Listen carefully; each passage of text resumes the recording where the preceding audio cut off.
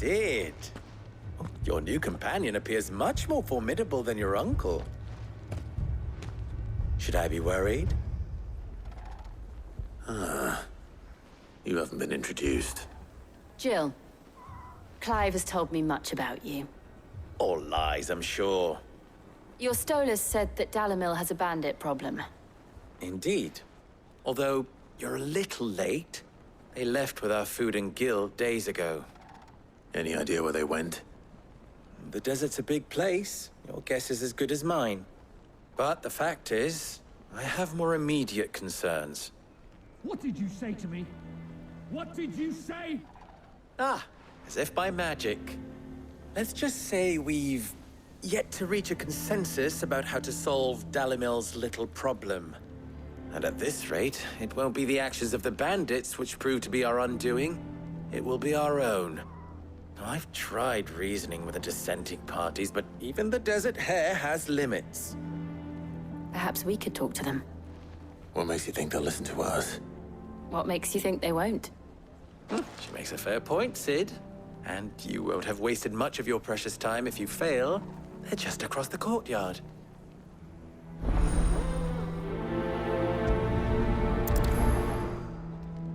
Suppose we just follow the shouting.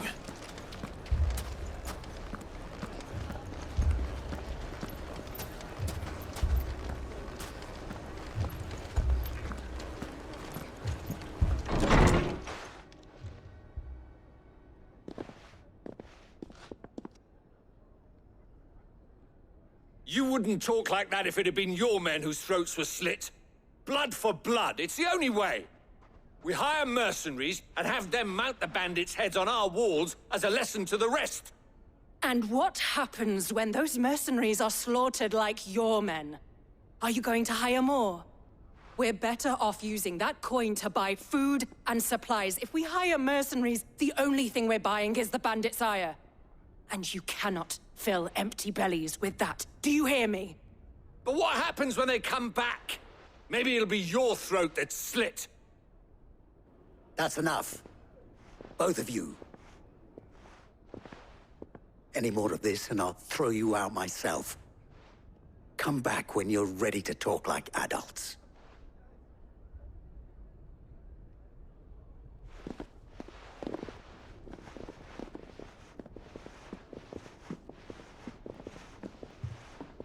Victor. What's he doing here?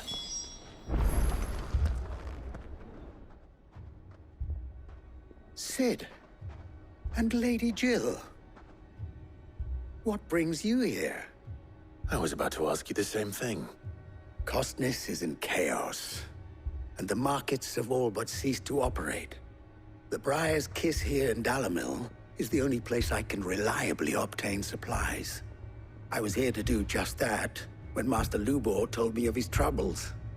He thought I might be able to talk some sense into these fools. But if you're here, I suppose his patience must be waning. Who are those people? Those were the thorns in Lubor's side. And the reason this place might be headed the same way as Costness. It's these accursed skies. The darkness is enough to drive a man to madness. Or an entire city, for that matter. We're still working on the skies. But in the meantime, perhaps we can find a solution to Dalamil's problems. I hope so. For all our sakes.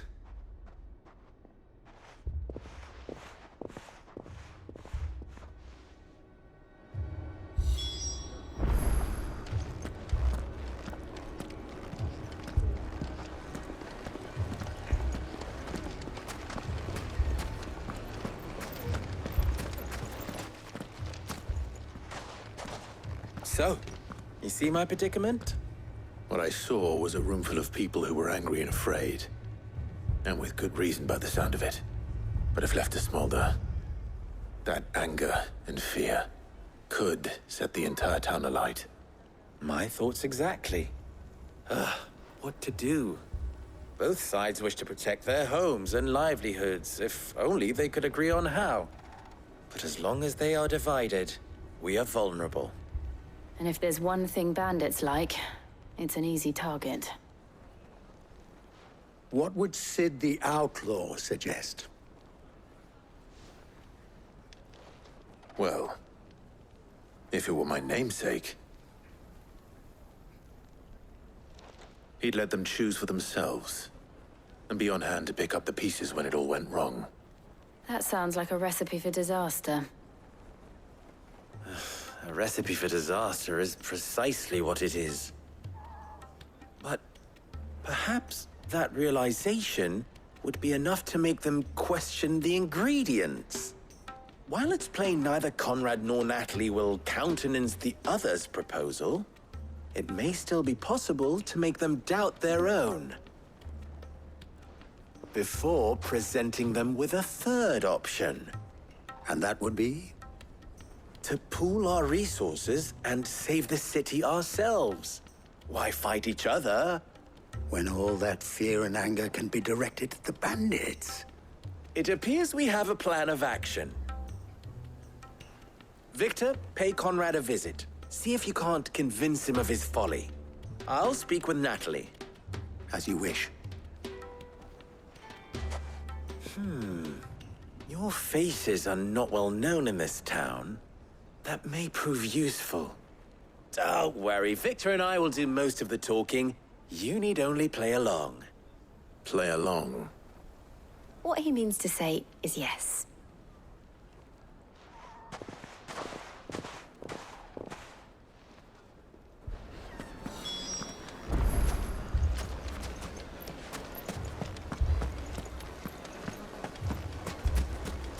Picture it, Conrad.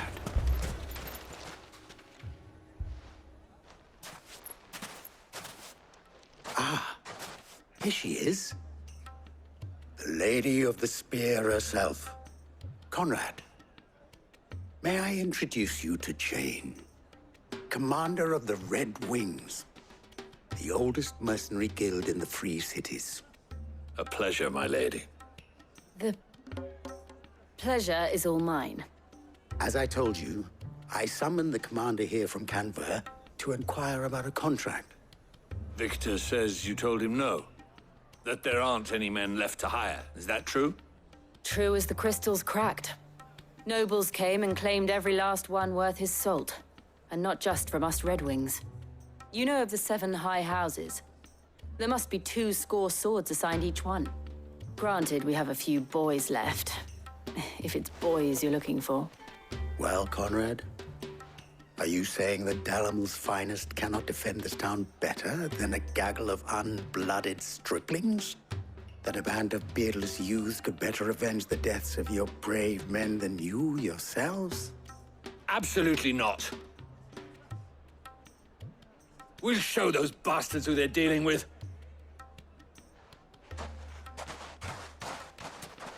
I can't believe that actually worked. Conrad's not what you call the brightest candle in the crypt. And there's a reason why I had you do the talking and not Sid. Well played, my lady.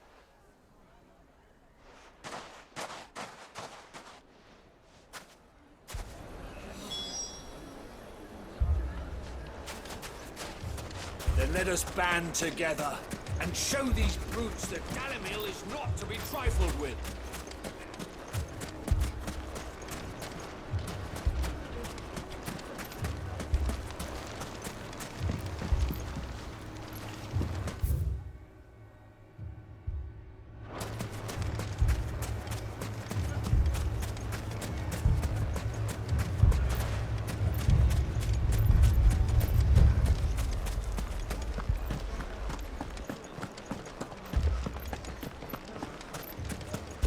Shop.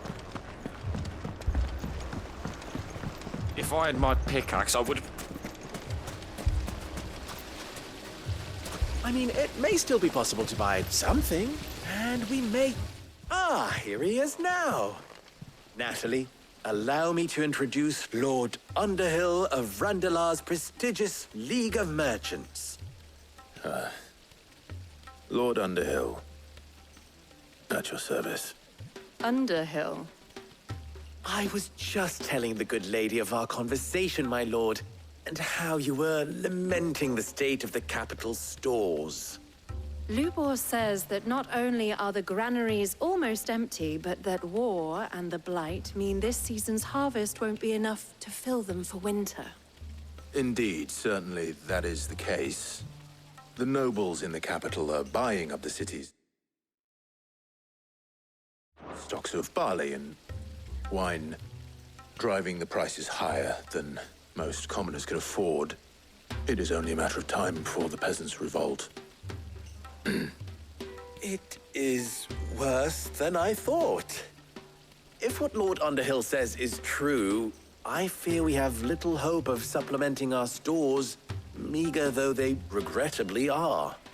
And while I applaud your endeavors to dissuade our more bellicose citizens from seeking vengeance, I sense Conrad is not wrong in his assessment of the bandits' likely return.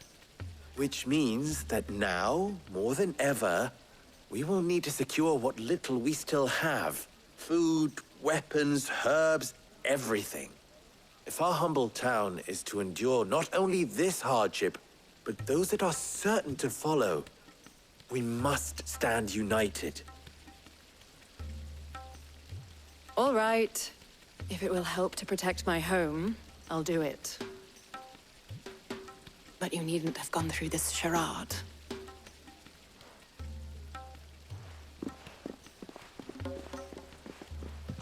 Thank you, Clive. Your performance was nothing if not workmanlike. She saw right through it. I didn't say it was good, merely that it produced the desired effect. Now, my scouts should be returning shortly. Meet me back at the Briar's Kiss, and we shall see what we face.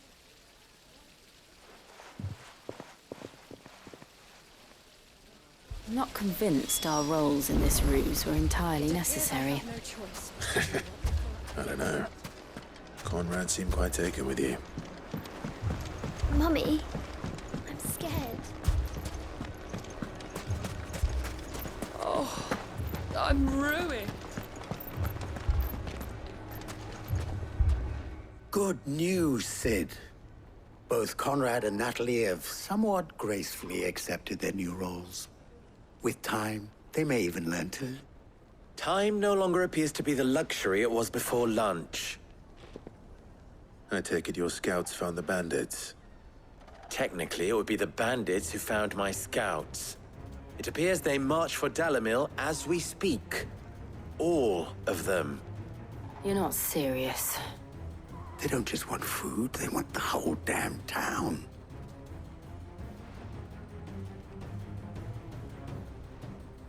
I have a favor to ask. I'm told the bandits march in two groups, one from the south and one from the desert, in a move doubtless intended to stretch our already gossamer-thin defenses. Very well. Jill and I will meet those from the desert. But what of the rest? The rest, my friend, the city shall fight. Together. Mistakes, I concede, are high. But if this does not unite Dalimil, nothing will. That is a lot of faith to put into those who had their hands around each other's throats but a moment ago. Then it will be for us to see that their hands are kept occupied. And I do mean us. I thought you might say that. We'll hold them off for as long as we can. And we will do the same.